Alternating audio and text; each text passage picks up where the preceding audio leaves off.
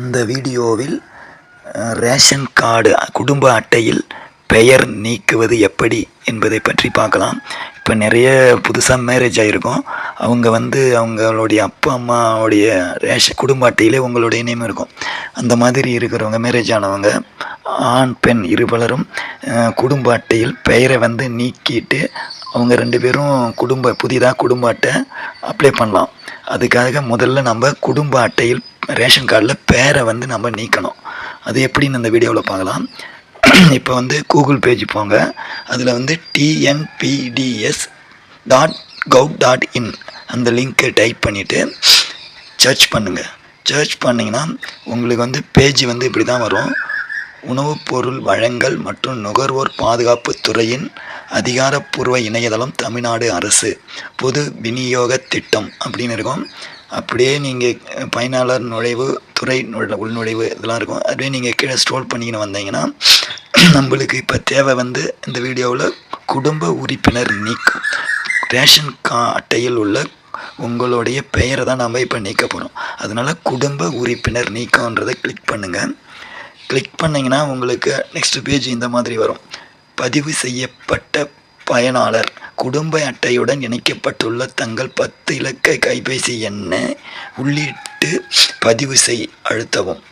நீங்கள் கேப்சா குறியீடு உள்ளிடுவதற்காக வழிநடத்தப்படுவீர்கள். சரியான கேப்சா குறியீடு உள்ளிட்ட பிறகு தாங்கள் ஒரு முறை கடவு சொல்லை உடனடியாக பெறுவீர்கள் அப்படின்னு இருக்கும். அதன் கீழே கைபேசி எண்ணுன்னு இருக்கும். அதாவது உங்கள் அப்பா அம்மா அவங்களாம் ஃபோன் நம்பர் வச்சுருப்பாங்க. அவங்களுடைய ஃபோன் நம்பரில் தான் ரேஷன் கார்டு லிங்க் பண்ணி வச்சுருப்பாங்க. அதனால் இல்லை உங்கள் ஃபோன் நம்பரை கூட கொடுத்துருக்கலாம். இப்போ மெயினாக ரேஷன் கார்டில் எந்த ஃபோன் நம்பரில் நீங்கள் லிங்க் பண்ணி பயோமெட்ரிக்லாம் லிங்க் பண்ணி பொருள்லாம் வாங்குறாங்களோ அந்த ஃபோன் நம்பரை இங்கே நீங்கள் கரெக்டாக கொடுக்கணும். 10 இலக்க ஃபோன் நம்பரை கொடுத்துட்டு கீழே கேப்சா குறியீடு அங்கே ஒரு 6 டிஜிட் கேப்சா குறியீடு இருக்கா, அது கீழே ஒரு எம்டி பாக்ஸ் இருக்கும். அதில் அந்த கேப்சாவை பார்த்து அந்த நம்பரை டைப் பண்ணிட்டு பதிவு செய் என்பதை கிளிக் பண்ணுங்கள். 6 இலக்க அந்த கேப்சாவை கொடுத்துட்டு பதிவு செய் என்பதை கிளிக் பண்ணணும். கிளிக் பண்ண உடனே உங்களுக்கு 300 வினாடிகள் கொடுத்துருப்பாங்க. 300 வினாடிக்குள்ளே உங்களுடைய ரேஷன் கார்டில் பதிவு செய்த மொபைல் நம்பருக்கு இந்த ஓடிபி வரும். அந்த ஓடிபியை அந்த பாக்ஸில் ஒரு முறை கடவு சொல்லுறீங்களா, கீழே பாக்ஸில் அதில் டைப் பண்ணிவிட்டு பதிவு செய்யன்னு கொடுத்தீங்கன்னா உங்களுக்கு ஓப்பன் ஆகிடும். பொது விநியோக திட்டம் அட்டை தொடர்பான சேவைக்குன்னு கொடுத்து அப்ளிகன் நேமு, பெயர் தமிழில் பெயர் இருக்கும், குடும்ப அட்டை எண்ணு, நியாய விலைக்கடை குறியீடு, அப்புறம் குடும்ப உறுப்பினர் நீக்கன்னு கொடுத்து டேபிள். அதில் எத்தனை உறுப்பினர்லாம் இருக்காங்களோ அவங்களுடைய இப்போ 4 பேர் இருந்தாலும் 4 பேருடைய பெயர் தமிழ் இங்கிலீஷில் இருக்கும். அது பாலினம் ஆனா பெண்ணாக இருக்கும், வயது இருக்கும், அதுக்கப்புறம் வயது இருக்கும், அதுக்கப்புறம் உறவு முறை, நிலைமை செயலில்னு இருக்கும். அது லாஸ்ட்டாக ஒரு பாக்ஸ் எம்டி பாக்ஸ் கொடுத்துருப்பாங்க.